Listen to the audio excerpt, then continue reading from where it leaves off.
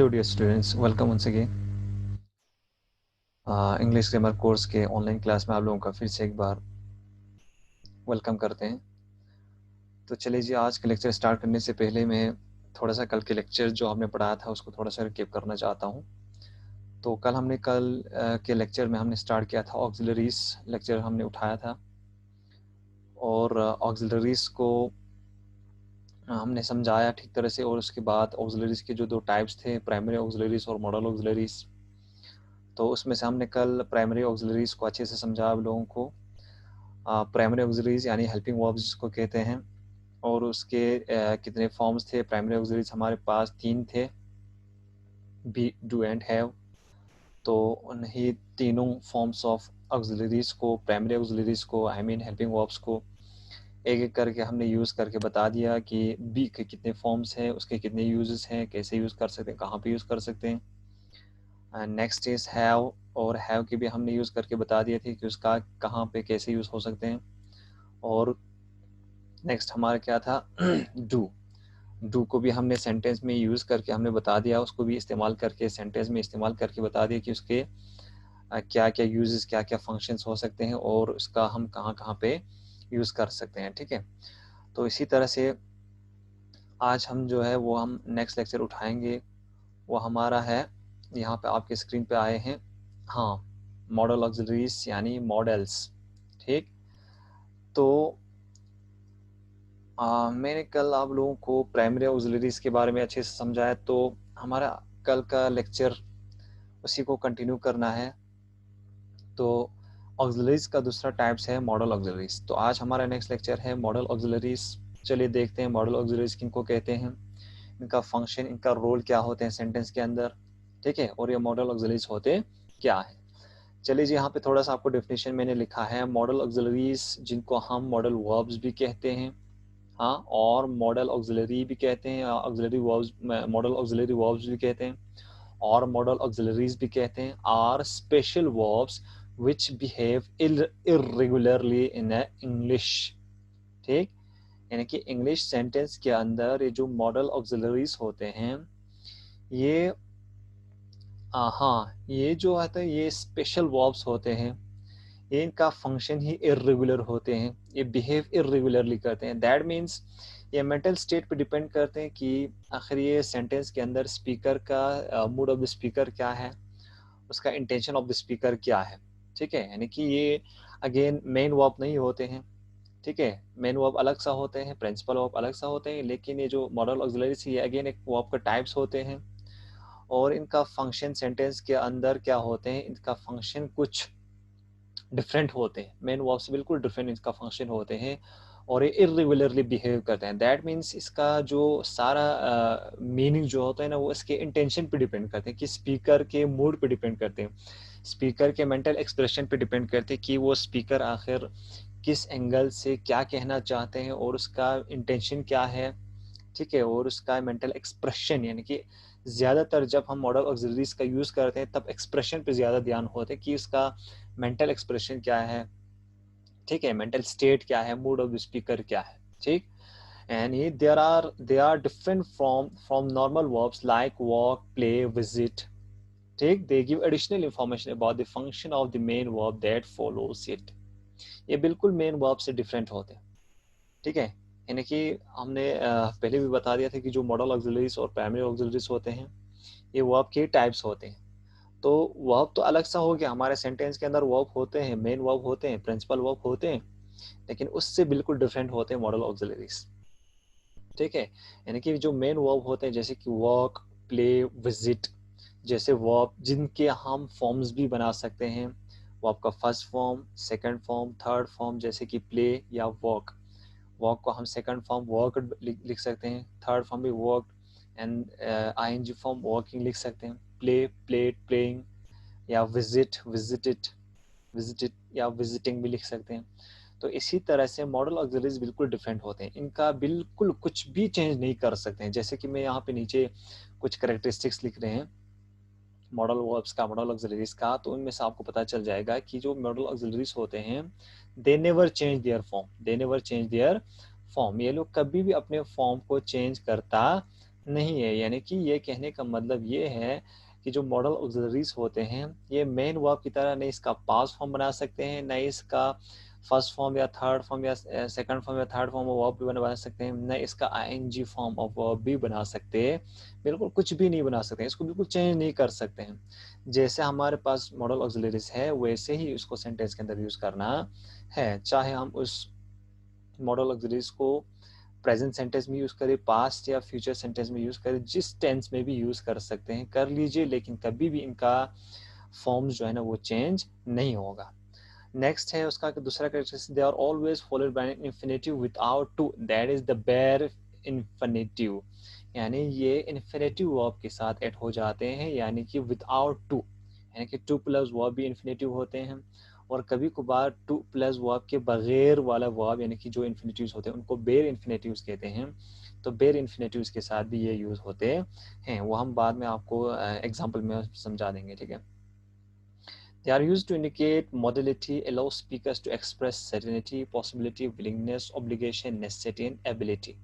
जितने भी आपके पास मॉडल ऑक्सिलरीज होते हैं वो स्पीकर के मॉडलिटी को एक्सप्रेस करते हैं, दैट मीन्स स्पीकर के इंटेंशन को, स्पीकर के मूड को, स्पीकर के मेंटल एक्सप्रेशन को ये एक्सप्रेस करते हैं, that is for example certainty, possibility, willingness, obligation, necessity, ability and permission जैसे एक्सप्रेशन जो है वो आपको मॉडल ऑक्सिलरीज के थ्रू बताया जाता है, ठीक है।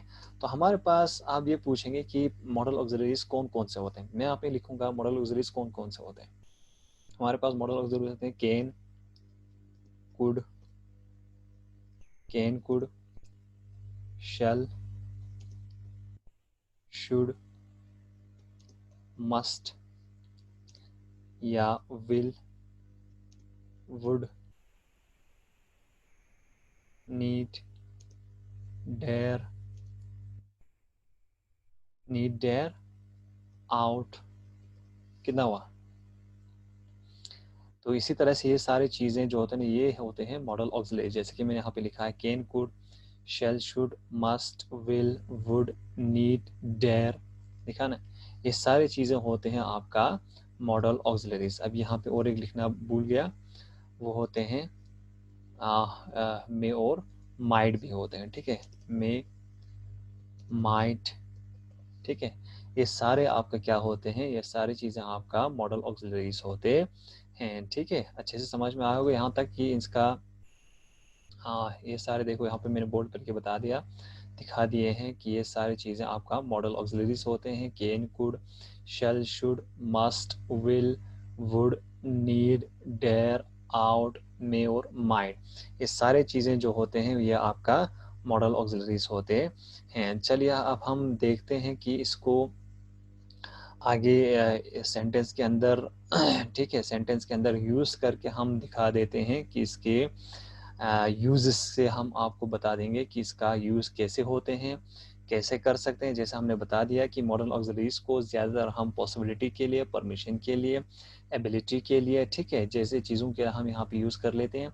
अब आइए हम देखते हैं एक एक मॉडल ऑक्सिलरीज को हम सेंटेंस के अंदर एग्जाम्पल के साथ आपको समझा देते हैं कि इनका यूजेस कैसे कर सकते हैं। चलिए सबसे पहले देखिए मॉडल ऑक्सिलरीज का यूज। सबसे पहले हम कैन को देखते हैं। कैन मॉडल ऑक्सिलरीज है जिसका मीनिंग क्या होता है, ability for asking and giving permission, ठीक है, यानी कि आस्किंग एंड गिविंग परमिशन के लिए भी हम यूज कर सकते हैं, एबिलिटी के लिए भी यूज कर सकते हैं, आस्किंग एंड गिविंग परमिशन के लिए भी यूज कर सकते हैं, और पॉसिबिलिटी के लिए भी यूज कर सकते हैं। दैट मीन्स कैन को हम बहुत सारे चीज़ के लिए यूज़ कर सकते हैं। मैंने पहले भी कहा कि जो आपका मॉडल ऑक्सिलरीज होते हैं वो मेंटल स्टेट पे, मेंटल एक्सप्रेशन पे डिपेंड होते हैं, मूड ऑफ द स्पीकर पे डिपेंड होते हैं कि वो उस वक्त कैन को एक्सप्रेस करते समय वो किस एंगल से या किस मूड से, किस इंटेंशन से वो यूज़ कर रहे हैं, क्या वो एबिलिटी के लिए यूज़ कर रहे हैं, क्या वो permission for asking and giving के लिए यूज़ कर रहे हैं, या क्या ये पॉसिबिलिटी के लिए यूज़ कर रहे हैं। For example she can dance very well, वो अच्छे से डांस कर सकती है, she can dance very well. तो यहाँ पे जो कैन यूज हुआ है that means that shows the ability of her, इस लड़की की एबिलिटी के बारे में बता रहे हैं कि वो डांस कर सकती है, that showing, that means showing her ability. Can I smoke here, क्या मैं यहाँ पे स्मोक कर सकता हूँ, परमिशन है, आस्किंग परमिशन, यहाँ पे कैन का इस्तेमाल करने का मतलब हुआ इस बार कैन एज अ परमिशन के लिए यूज करें, फॉर आस्किंग परमिशन, ठीक। एनीवन कैन अचीव सक्सेस, कोई भी जीत हासिल कर सकते हैं, कोई भी कामयाब हासिल कर सकते हैं, कोई भी कामयाब हो सकता है। Anyone can achieve success, that mean possibility, there is possibility that anyone can achieve success, यानी कि पॉसिबिलिटी है कि हम हर कोई जीत सकता है, हर कोई कामयाब हो सकता है। तो दैट मीन्स कैन के यहाँ पे डिफरेंट मेंटल स्टेट से, डिफरेंट एक्सप्रेशन से आपको पता चल गया कि कैन कैसे यूज कर सकते हैं, ठीक है। नेक्स्ट कुड है दूसरा मॉडल ऑक्सिलरीज, उसको हम यूज कर सकते हैं एबिलिटी इन द पास्ट, यानी कि पास्ट में आपका कोई एबिलिटी था। मान लीजिए कि आप जब चाइल्डहुड में थे, जब आप यंग एज पे थे, तब आपके अंदर कोई एक ऐसी एबिलिटी थे जो आप बचपन में कर सकते थे, जो अभी आप नहीं कर सकते, जो अभी प्रेजेंट टाइम पे आके आप वो चीज़ नहीं कर सकते। तो दैट मीन्स आपके पास में जो एबिलिटी था उसको शो कर सकते हैं कुड के थ्रू। For example, he could swim at the age of 5, he could swim, he could swim at the age of 5, वो 5 साल की उम्र में तैर सकता था। तो दैट मीन्स वो 5 साल की उम्र में तैर सकता था, लेकिन अभी शायद वो तैर नहीं सकते हैं या वो तैरते नहीं है, ठीक है। बट वो 5 साल के, यानी कि 5 साल की उम्र में वो तैर सकता था, that means her past ability. दूसरा ये परमिशन के लिए भी यूज कर सकते हैं, जैसे कि कुड आई स्मोक हियर, लेकिन ये रेयरली यूज होते हैं, उतना ज्यादा ये यहाँ पे परमिशन के लिए हम यूज कर सकते हैं, लेकिन ये उतना ज्यादातर ये यूज होता नहीं है परमिशन के लिए। कुड आई स्मोक हियर ज्यादातर यूज नहीं करते हैं, रेयरली यूज करते हैं। Otherwise can I smoke here ज्यादा यहाँ पे यूज कर सकते हैं, पॉसिबिलिटी के लिए भी हम इसको यूज कर सकते हैं। नेक्स्ट मे को हम किसके लिए यूज कर सकते हैं, परमिशन के लिए, that means permission for asking and giving. May को हम अगेन यूज कर सकते हैं for giving and asking permission.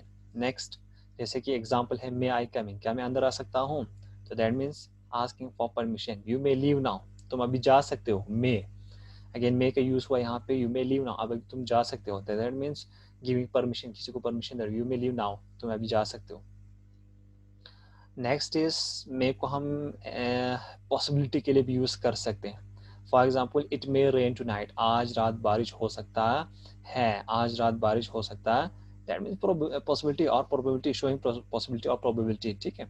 तो दैट मीन्स यहाँ पे मे को हमने 3 डिफरेंट एग्जाम्पल में आपको समझाया कि मे को हम कैसे यूज कर सकते हैं, फॉर आस्किंग परमिशन के लिए, फॉर पॉसिबिलिटी के लिए भी, फॉर गिविंग परमिशन के लिए भी यूज कर सकते हैं। देखिए मेंटल एक्सप्रेशन पे, मे आई कम इन, यहाँ पे भी मे यूज किया, यू मे लीव नाउ, यहाँ पे भी मे का यूज किया, इट मे रेन टुनाइट, यहाँ पे भी मे का यूज किया। तो क्या इन मे तीनों का मीनिंग यहाँ पे एक जैसा है, नहीं, बिल्कुल नहीं है, क्योंकि यहाँ पे सेंटेंस में डिफरेंट, यहाँ पे एक्सप्रेशन पे डिपेंड करते हैं, डिफरेंट मेंटल एक्सप्रेशन पे डिपेंड करते हैं, तो इसीलिए मे का वहाँ पे डिफरेंट मीनिंग भी निकल के आते हैं। तो पहले एग्जांपल में हमने देखा मे आई कम इन, तो यहाँ पे मेंटल एक्सप्रेशन क्या था, फॉर आस्किंग परमिशन, इसीलिए हमने मे को as a permission for asking के लिए यूज किया। नेक्स्ट में यू मे लीव नाउ, अब तुम जा सकते हो, तो दैट मीन्स यहाँ पे मे को हमने यूज किया for giving permission. It may rain tonight, third example हमने इसको मे को यूज किया फॉर शोइंग पॉसिबिलिटी और प्रोबेबिलिटी कि आज रात बारिश हो सकता है। तो दैट मीन्स 3 डिफरेंट फॉर्म्स मे को हमने 3 डिफरेंट सेंटेंस में डिफरेंट मीनिंग के साथ हमने इस्तेमाल करके आपको बता दिया, ठीक है। नेक्स्ट इज माइट को हम पॉसिबिलिटी के लिए यूज कर सकते हैं और परमिशन के लिए भी, लेकिन रेयरली यूज होते हैं, ये इतना ज्यादा ये माइट जो है ना वो परमिशन के लिए यूज होता नहीं है, बल्कि पॉसिबिलिटी के लिए ज्यादा यूज हो सकते हैं। For example, I might become CEC next year, chief executive councillor, ठीक। I might become CC next year, मैं नेक्स्ट ईयर सीसी बन सकता हूँ, that means showing the possibility that I'm showing that I'm showing that something there is something possibility in becoming CC next year, कि next year मुझे CC बनने का possibility है, मुमकिन है। तो दैट मीन्स उस मुमकिना को मैं माइट के थ्रू भी एक्सप्रेस कर सकता हूँ। तो परमिशन के लिए भी यूज होते हैं, बल्कि रेयरली यूज होते हैं, उतना ये ज्यादा यूज होता नहीं है। अब दूसरा एग्जाम्पल है शल डिपेंड करता है इंटेंशन ऑफ स्पीकर पे, ठीक। शल डिपेंड करते इंटेंशन ऑफ स्पीकर पे, यानी कि ये कभी कभार फर्स्ट पर्सन के लिए भी यूज होता है, जैसे कि हमारे पास फर्स्ट पर्सन प्रोनाउन कौन सा है, आई एंड वी, तो आई एंड वी दोनों के साथ आपका शल का यूज होता है। तो दैट मीन्स ये जो है शल जो है वो आपके इंटेंशन ऑफ स्पीकर पे यहाँ पे ज़्यादा डिपेंड होते हैं। For example I shall wait for you, मैं तुम्हारा यहाँ पे इंतज़ार करना चाहूँगा, तो दैट मीन्स यहाँ पे शैल का यूज़ हुआ, तो that means showing the intention of speaker कि मेरा इंटेंशन क्या है, मेरा इंटेंशन ये है कि मैं उसके लिए वेट करूँगा। ठीक, in a semi legal language, दूसरा यहाँ पे यूज़ है semi legal language, that means official language के लिए भी यूज़ कर सकते हैं। For example the driver shall produce his licence on demand, सभी ड्राइवर यानी कि ड्राइवर जो है वो अपना लाइसेंस ऑन डिमांड पे ही प्रोड्यूस कर सकते हैं, करना चाहिए, तो दैट मीन्स शैल का यहाँ पे यूज़ करने का मतलब ये थोड़ा सा सेमी लीगल लैंग्वेज और मीन्स ऑफिशियल लैंग्वेज और मीन्स कोड लैंग्वेज के लिए भी हम शैल का यूज़ कर सकते हैं। नेक्स्ट है हमारे पास शुड का हम यूज़ कर सकते हैं ऑब्लिगेशन के लिए। किसके लिए यूज़ कर सकते हैं? ऑब्लिगेशन के लिए। ऑब्लिगेशन किसको कहते हैं? यानी कि फरमान करना, यानी कि यू शुड ओबे हिम, तुम्हें उसकी बात को मानना चाहिए, शुड ओबे हिम, तो यहाँ पे शुड का मीनिंग क्या हुआ? ऑब्लिगेशन। शुड का मीनिंग यहाँ पे ऑब्लिगेशन हुआ।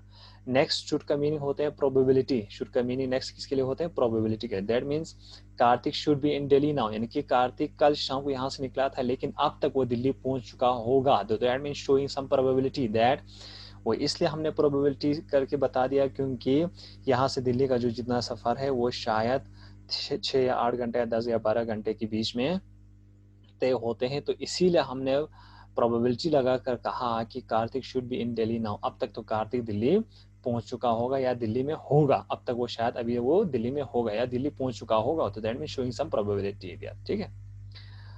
नेक्स्ट है विल। विल को हम स्पीकर के विलिंगनेस पे भी डिपेंड करते हैं कि वो विल किसके लिए यूज कर सकते हैं। Will you please close the door, क्या आप मेहरबानी करके डोर को, दरवाजे को बंद करोगे, तो that means showing willingness of the speaker.